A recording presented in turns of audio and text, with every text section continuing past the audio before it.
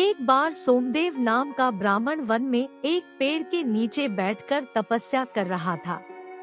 तभी वृक्ष के ऊपर बैठी हुई बगुली ने उस पर बीट कर दी।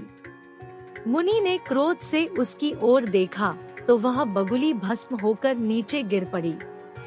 वह ब्राह्मण अपने उस क्रोध से कुछ क्षुब्ध होकर भिक्षा के लिए एक गांव में गया।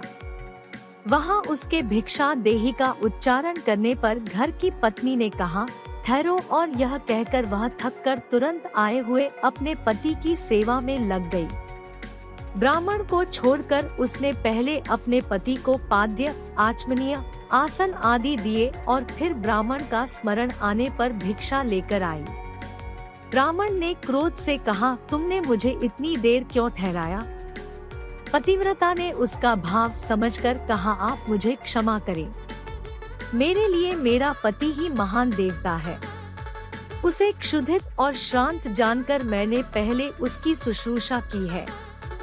मैं ब्राह्मणों का अपमान नहीं करती, केवल पति शुश्रूषा को अपने लिए सर्वोत्तम धर्म मानती हूँ।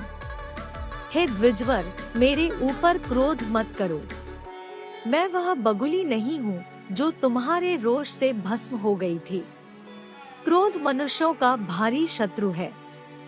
जो क्रोध और मोह को जीत लेता है वह जितेंद्रिय है। कष्ट पाने पर भी प्रतिहिंसा नहीं करता, उसे ही देवों ने ब्राह्मण कहा है।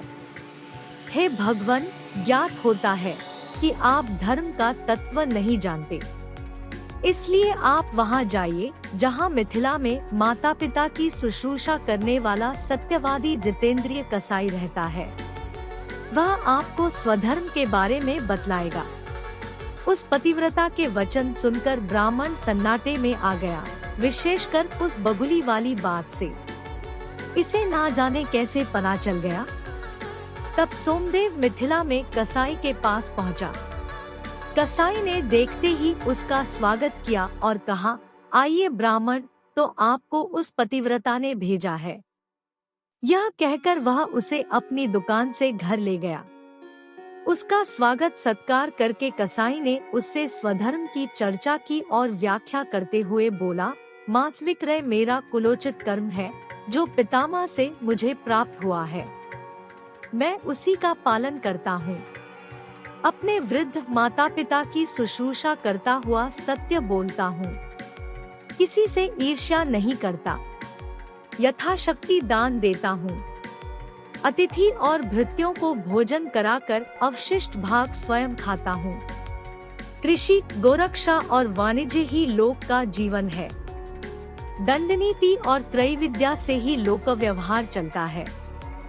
राजा का स्वधर्म प्रजा का पालन करना है। सब लोग स्वधर्म में निरत रहते हैं, तभी लोक व्यवहार सुरक्षित रहता है। मैं स्वयं प्राणी हिंसा नहीं करता, सिर्फ आजीविका के लिए यह सब करता हूँ। इस प्रकार कसाई ने सर्वप्रथम पुराणों का उद्धरण देकर उस दृष्टिकोण की व्याख्या की जिसमें स्थिति भेद से प्रत्येक व्यक्ति के लिए स्वकर्म ही सबसे बड़ा धर्म कहा गया है।